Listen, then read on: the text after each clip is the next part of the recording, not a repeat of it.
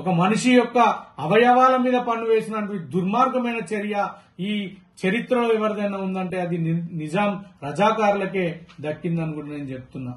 ఆ స్త్రీమూర్తులను గౌరవించాల్సిన ఈ సంస్కృతి భారతదేశంలో ఉన్నదానికి అందుకే ఆనాడు తిరుగుబాటు జరిగింది. ఆఖరికి సమానత్వమైన తిరుగుబాటు, మగవాళ్లతో సమానంగా ఆడవాళ్లు రైతాంగ పోరాటంలో తుపాకీ పట్టి ముందు నిల్చున్నారు. ఆ పోరాట ఫలితంగానే ఇప్పటికి కూడా తెలంగాణలో గడ్డి పొరక కూడా గొడ్డలిగా మారుతుందంటారు. ఇవన్నీ కూడా ఎందుకంటే ఇక్కడ నేల నెత్తుటితో తడిసింది. ఈ నెత్తుటితో తడిసిన నేల నిరంతరం పౌరుషాలతో రైతాంగ పోరాట ఆనవాళ్లతో నిరంతరం కొనసాగుతుంది. కాబట్టి ఆ పోరాటం యొక్క ఫలితంగానే ఇప్పటికీ యువతరం ఏదో ఒక మూలాన అన్యాయం జరిగితే తిరుగుబాటుగా నిల్చుంటూనే ఉంటుంది. చరిత్ర తెలియకపోయినా అణువణువున మన రక్తంలో ఆ పోరాటం ఇమిడి ఉందనేది మనకు ఇప్పటికీ తెలిసి వస్తూనే ఉంది. ఆ ఫలితంగానే మొన్నటి తెలంగాణ రాష్ట్ర ఆకాంక్ష కోసం వేలాది మంది ఆత్మ బలిదానాలకు కూడా సిద్ధపడి ఆత్మ బలిదానాలు చేసుకుని తెలంగాణ తెచ్చుకున్నారు. ఇవన్నీ కూడా ఈ మట్టి వాసన, ఈ ప్రాంతం యొక్క గొప్పతనం అని కూడా చెప్తున్నారు. అందశ్రీ గారు కూడా పాటల్లో రాశారు, ఇక్కడ తెలంగాణ ప్రాంతం అంటేనే ఒక గొప్పతనం అని. కాకతీయులు పరిపాలించిండ్రని గోల్కొండ కోట, మనకున్నటువంటి గోల్కొండ కోట, మన చార్మినార్ లాంటి ఒక చారిత్రాత్మకమైన ప్రదేశాలు ఇక్కడ ఉన్నాయని, కలిసిమెలిసి బతికినటువంటి సమాజం మనకుందని, ఒకవైపు మన ముస్లిం సోదరులు మన హిందువులు అందరూ కలిసిమెలిసిగా ఉంటారని, గంగా యమున తహసీబ్ లాగా కలిసిమెలిసి ఉండే సంస్కృతి తెలంగాణ ప్రజలదని కూడా ఇక్కడ వాళ్ళు చెప్తా ఉంటారు. ఒక అద్భుతమైన భాష తెలంగాణకు ఉంది. ఉర్దూ తెలుగు కలిసినటువంటి భాష ఎక్కడ లేదు ప్రపంచంలో.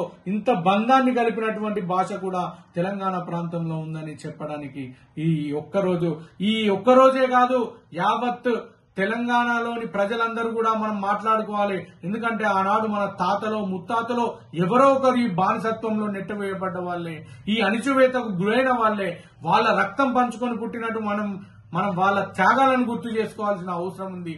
ఈరోజు కాంగ్రెస్ ప్రభుత్వం దీన్ని ప్రజాపాలనగా డిక్లేర్ చేసింది. వాస్తవంగా ఇది ప్రజాపాలన కాదు, విలీనం జరిగింది, దాంతో పాటు విద్రోహం జరిగింది. కాబట్టి ఆపరేషన్ పోలో అమరవీరులకు, సాయుధ పోరాట అమరవీరులకు, తెలంగాణ పోరాట అమరవీరులకు అందరికి కూడా శ్రద్ధాంజలి ఘటించే రోజుగా కూడా ప్రకటించి, వారికి శ్రద్ధాంజలి ఘటించిన తర్వాత మీరు జెండా ఎగరవేసి విలీన ప్రక్రియ చేస్తారా అధికారికంగా, అది మీరు నిర్ణయించి ప్రజలకు ఒక మంచి ఇప్పటికైనా ఒక నిర్ణయాన్ని పెట్టాలి.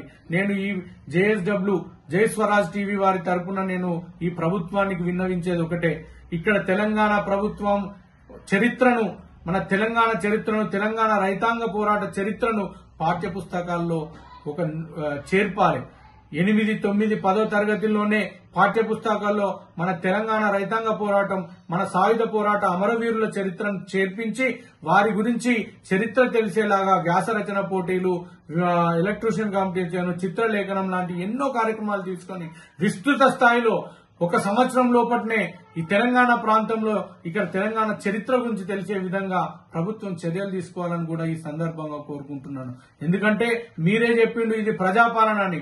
నిజంగా ఇది ప్రజల పక్షాన పాలన జరిగితే మీ అందరినీ కోరుకునేది ఒకటే, తెలంగాణ ప్రజల మనోభావాలను గౌరవిస్తూ, వాళ్ళ ఆత్మ గౌరవాలను మీరు గౌరవిస్తూ వారికి అనుగుణంగా పరిపాలన చేయాలని మనస్ఫూర్తిగా కోరుకుంటూ, ఆనాడు అమరులైనటువంటి ఆపరేషన్ పోలో ద్వారా అమరులైనటువంటి వేలాది మంది అమరవీరులకు, తెలంగాణ సాయుధ పోరాట రైతాంగ అమరవీరులకు, మన తెలంగాణ రాష్ట్ర ప్రత్యేక రాష్ట్ర పోరాటంలో అమరవీరులకు, విద్యార్థి అమరవీరులందరికీ కూడా జోహార్లు అర్పిస్తూ నాకు ఈ అవకాశం ఇచ్చిన జేఎస్డబ్ల్యూ జై స్వరాజ్ టీవీ వారి యాజమాన్యానికి మరియు మీ అందరికీ విచ్చేసిన రిపోర్టర్లకు అందరికీ కూడా ధన్యవాదాలు తెలుపుతూ జై తెలంగాణ.